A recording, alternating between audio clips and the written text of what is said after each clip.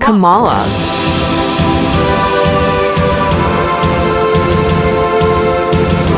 You heard the president there tonight. He said he didn't say that he lost by whiskers. So he still believes he did not lose the election that was won by President Biden and yourself.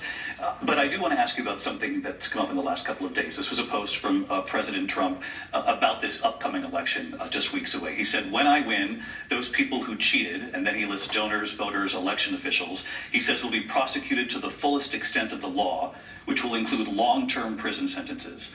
One of your campaign's top lawyers responded saying, we won't let Donald Trump intimidate us. We won't let him suppress the vote. Is that what you believe he's trying to do here?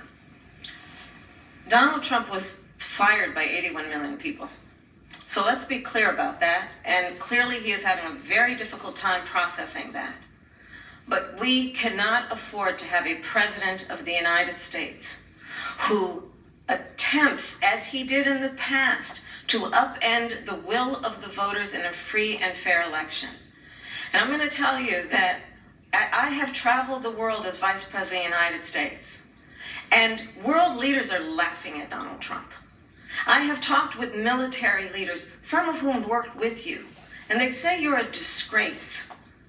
And when you then talk in this way in a presidential debate and deny what over and over again are court cases you have lost because you did in fact lose that election, it leads one to believe that perhaps we do not have in the candidate to my right the temperament or the ability to not be confused about fact. That's deeply troubling, and the American people deserve better. I'll give you 1 minute to respond, Mr. President. Let me just tell the world leaders.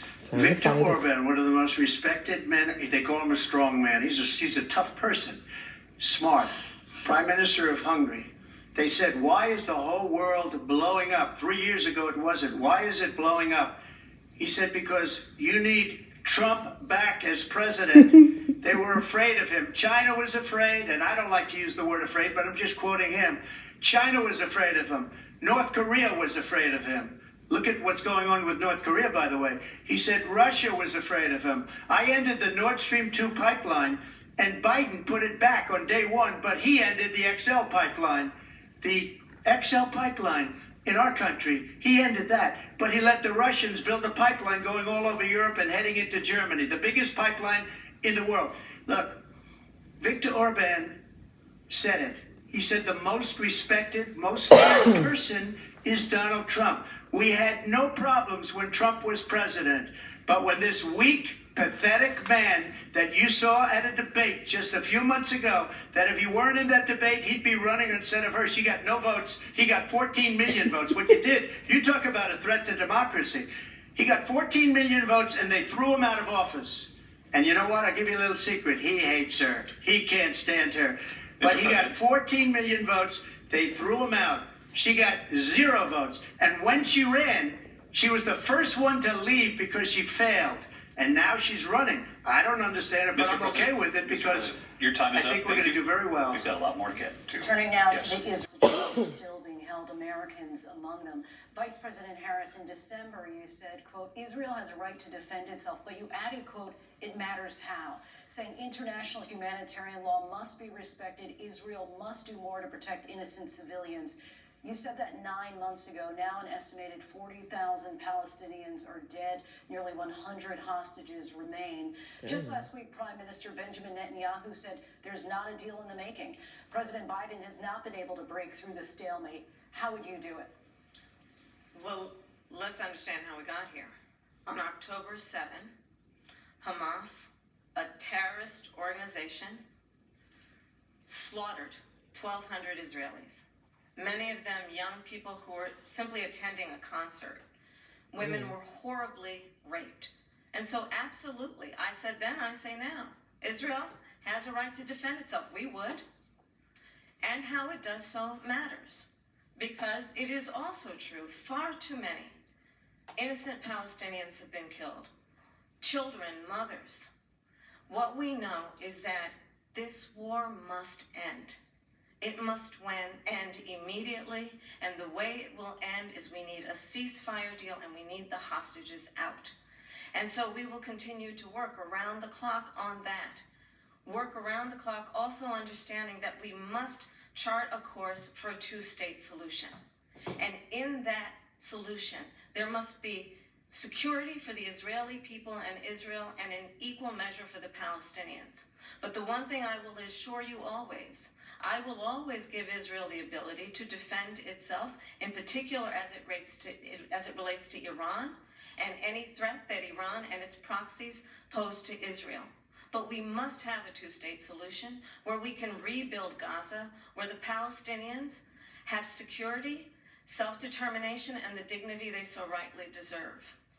President Trump, how would you negotiate with Netanyahu and also Hamas in order to get the hostages out and prevent the killing of more innocent civilians in Gaza? If I were president, it would have never started.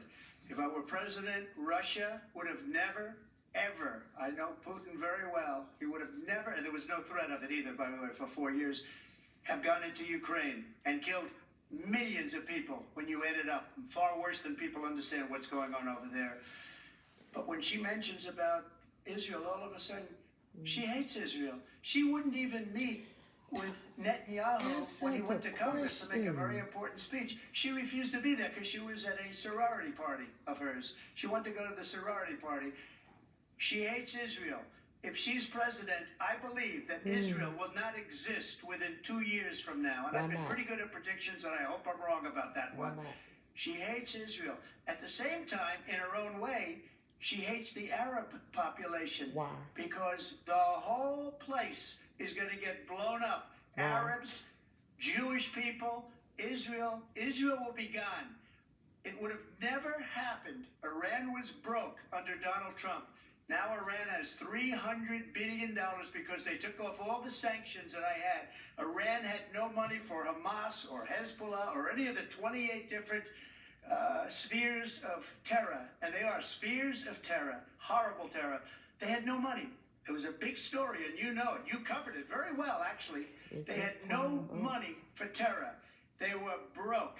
Now they're a rich nation. And now what they're doing is they're spreading that money around. Look at what's happening with the Houthis and Yemen. Look at what's going on in the Middle East. This would have never happened. I will get that settled and fast, and I'll get the war with Ukraine and Russia ended. If I'm president-elect, I'll get it done before even becoming president. Vice President Harris, he says you hate Israel. No, that's absolutely not true. I have my entire career and life supported Israel and the Israeli people. He knows that. He's trying to, again, divide and distract from the reality, which is it is very well known that Donald Trump is weak and wrong on national security and foreign policy. It is well known that he admires dictators, wants to be a dictator on day one, according to himself. It is well known that he said of Putin that he can do whatever the hell he wants and go into Ukraine. It is well known that he said when Russia went into Ukraine, it was brilliant. It is well known he exchanged love letters with Kim Jong-un. And it is absolutely well known that these dictators and autocrats are rooting for you to be president again because they're so clear. They can manipulate you with flattery and favors. And that is why so many military leaders who you have worked with have told me you are a disgrace. That is why we understand that we have to have a president who is not consistently weak and wrong on national security, including the importance of upholding and respecting in highest regard our military. Vice President Harris, thank you. That caused it.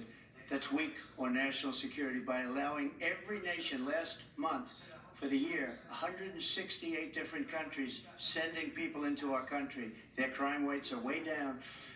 Putin endorsed her last week, said, I hope she wins. And I think he meant it because what he's gotten away with is absolutely incredible. It wouldn't have happened with me. The leaders of other countries think that they're weak and incompetent, and they are. They're grossly incompetent. And I just ask one question. Why does Biden go in and kill the Keystone Pipeline and approved the single biggest deal that Russia's ever made, Nord Stream 2, the biggest pipeline anywhere in the world going to Germany and all over Europe, because they're weak and they're ineffective. And Biden, by the way, President gets paid Trump, a lot of money. thank you. We have a lot of Thank you. issues to get to. We'll be right back with